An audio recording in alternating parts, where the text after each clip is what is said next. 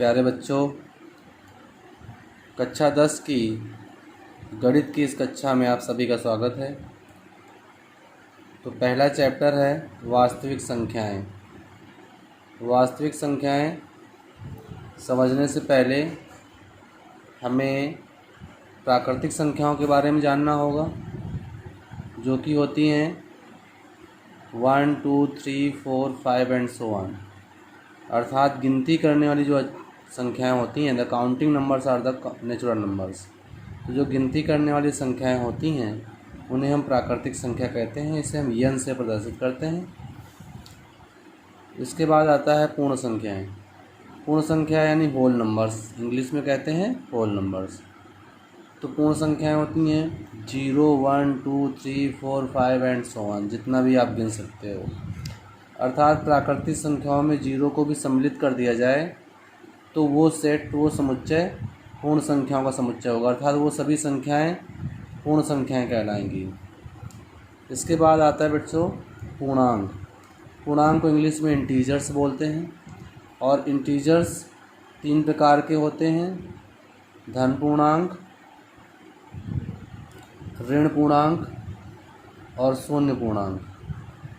तो धन पूर्णांक जैसे +1, +2, +3 जितने भी नेचुरल नंबर थी उनमें प्लस साइन अगर है तो वो सभी धन पूर्णांक हो जाएंगे। शून्य पूर्णांक ना तो धन है ना तो ऋण है। इसके बाद ऋण पूर्णांक सभी नेचुरल नंबर्स में माइनस का साइन लगा देते हैं तो वो सब ऋण पूर्णांक बन जाते हैं, यानी -1, -2, -3 एंड सो ऑन।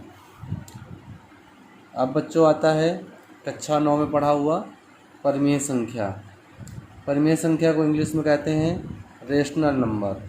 वे संख्याएं जिन्हें हम P/Q के रूप में लिख सकते हैं, जहां P और Q दोनों ही इंटीजर यानी पूर्णांक हों और Q 0 के बराबर ना हो, तो वो संख्या आपकी परिमेय संख्या कहलाती है। अर्थात जिस संख्या को हम अंश और हर के रूप में लिख सकते हैं, जबकि अंश हर दोनों ही पूर्णांक होने चाहिए।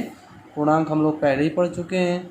अच्छा, लेकिन नीचे वाली संख्या ने हर 0 नहीं होना चाहिए।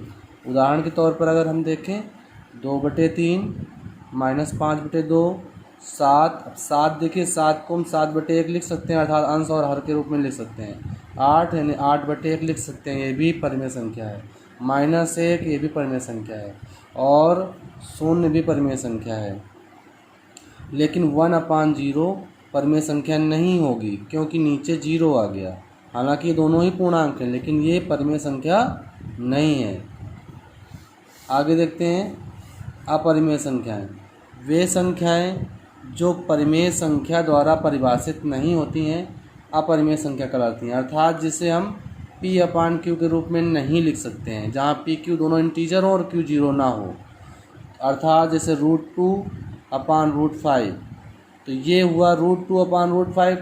ये क्या है? ये पूर्णांक नहीं है। √2 √5 भी पूर्णांक नहीं है। तो जब पूर्णांक ही नहीं है तो परिमेय संख्या नहीं हो सकती, तो यह परिमेय संख्या हो जाएगी। जैसे पाई का मान आप लोग 22/7 देखते होंगे, लेकिन 22/7 इसका परफेक्ट मान नहीं है।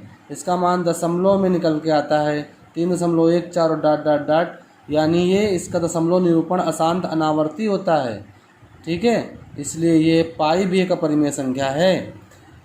√7, √2/√3, √5, √2 इत्यादि। जैसे ये अशांत अनावर्ती दशमलव निरूपण है किसी संख्या का, 0.101, 001, 0001, 00001 आदि। तो ये इस प्रकार से बढ़ता जा रहा है, तो ये एक अपरिमेय संख्या होगी। एक विशेष बात यह है कि परिमेय संख्याओं का जो दशमलव निरूपण होता है या तो शांत होता है या अशांत आवर्ती। शांत समझिए ज़रा, जैसे मान लो 20/5 लिखा है, तो 5 का भाग अगर हम 20 में करेंगे तो 5 को 20, 0। शेष फल जिसका 0 आ जाए उसका दशमलव निरूपण शांत कहलाता है। क्या कहलाता है? शांत। तो अगर शांत दशमलव निरूपण है तो वो परिमेय संख्या होगी। जैसे लिख दिया हमने 19/3, तो 3 का भाग अगर 19 में हम करेंगे तो 3 18 बचा 1 दशमलव लगाया 0 बढ़ाया, 3 त्रिका 9 बचा 1 दशमलव लगाया 0 बढ़ाया, दशमलव पहले से लगा था। 3 त्रिका 9 बचा 1 दशमलव पहले से लगाया 0 बढ़ाया, 3 त्रिका 9 आप देखेंगे कि हर बार ये शेषफल रिपीट होता जा रहा है, सेम नंबर वही आता जा रहा है। तो ये आवर्ती दशमलव है। ये दशमलव कैसा है? आवर्ती है। अगर दशमलव निरूपण अशांत है लेकिन शेषफल 0 नहीं हो रहा है, जब शेषफल 0 ना हो तो दशमलव निरूपण होता है अशांत। दशमलव निरूपण होता है अशांत। तो अशांत दशमलव निरूपण में आवर्ती है, आवर्ती माने बार बार रिपीट हो रहा है, तो ये परिमेय संख्या होगी। अगर यही दशमलव निरूपण रिपीट ना हो, बार बार रिकरिंग ना करे, कुछ इस तरीके से बदलता जाए, हर बार बदलता जाए, तो फिर ये जो है एक अशांत अनावर्ती संख्या हो जाएगी, जो कि अपरिमेय हो जाएगी। जो कि क्या हो जाएगी? अपरिमेय हो जाएगी। अच्छा, तो अपरिमेय संख्याओं का दशमलव निरूपण अशांत अनावर्ती होता है। अब आते हैं बच्चों अपने टॉपिक पर, वास्तविक संख्याएं। तो वास्तविक संख्याओं के बारे में अगर हम जानें तो सभी परिमेय और अपरिमेय संख्याएं वास्तविक संख्याएं होती हैं। जितनी भी परिमेय संख्याएं और जितनी अपरिमेय संख्याएं, इन सबको मिला दिया जाए तो वो जो समूह है, वो जो संग्रह है, वो वास्तविक संख्याओं का संग्रह होगा। अर्थात प्रत्येक परिमेय संख्या का वास्तविक संख्या होती है, प्रत्येक अपरिमेय संख्या भी वास्तविक संख्या होती है। अच्छा, विशेष बात यह है कि वास्तविक संख्याओं को संख्या रेखा पर एक अद्वितीय बिंदु द्वारा प्रदर्शित कर सकते हैं। अर्थात अद्वितीय माने यूनिक पॉइंट, यानी एक बिंदु द्वारा हम प्रदर्शित कर सकते हैं। आगे बच्चों देखना है काल्पनिक संख्याएं।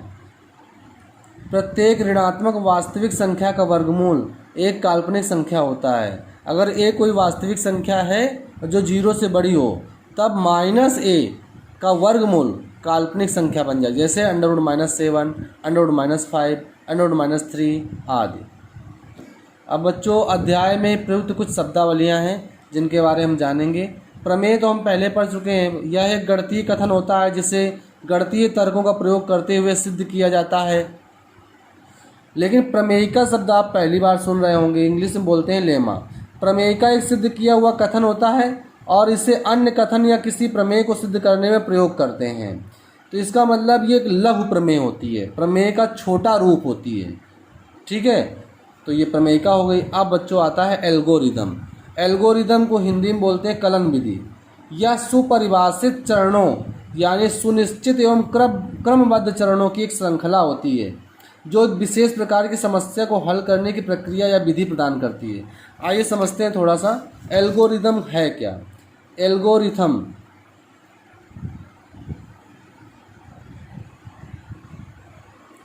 जैसे आपको कोई रोड क्रॉस करनी हो और ये रोड हो 4 लेन, 4 लेन में बीच में डिवाइडर बना होता है। अब रोड क्रॉस करने के लिए हम देखें तो सबसे पहले आप सड़क के किनारे खड़े हो जाएं, फिर अपनी दाईं ओर देखें। पहला स्टेप क्या है? रोड किनारे खड़े हो जाएं।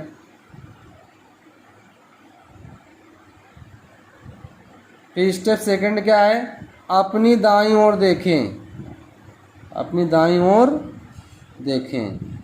जो भी रोड आ रहे होंगे वाहन, वो दाहिनी तरफ से आ रहे होंगे, उनको देखें। यदि कोई गाड़ी नहीं आ रही है, स्टेप थर्ड, देखें क्या कोई वाहन आ रहा है। अगर वाहन नहीं आ रहा है तो आप आधा रोड क्रॉस करके बीच में पहुंच जाएंगे। फिर अपनी बाईं ओर देखें। फिर अपनी बाईं ओर देखें और ये देखें क्या कोई वाहन आ रहा है। अगर वाहन आ रहा है तो इंतज़ार करें। फिर से थोड़ी देर बाद पुनः अपनी बाईं ओर देखें। यदि कोई वाहन नहीं आ रहा है तो शेष आधा रोड क्रॉस करें। तो अब यहाँ पर देखिए स्टेप बाय स्टेप आपको चीज़ें पता चल रही हैं कि कैसे हमें रोड क्रॉस करना है। यही स्टेप बाय स्टेप प्रोसीजर यानी क्रिया किसी भी कार्य को, किसी भी वांछित परिणाम को प्राप्त करने के लिए वो आपकी कलन विधि या एल्गोरिदम कहलाती है। तो यहाँ पर हम कुछ एल्गोरिदम का प्रयोग इस चैप्टर में करेंगे। ये एल्गोरिथम शब्द अल ख्वारिज़मी के नाम पर रखा गया है और इनकी पुस्तक हिसाब अल जबर या अल मुकाबला है, जिसके नाम पर अलजबरा शब्द, जिससे अलजबरा शब्द बना है।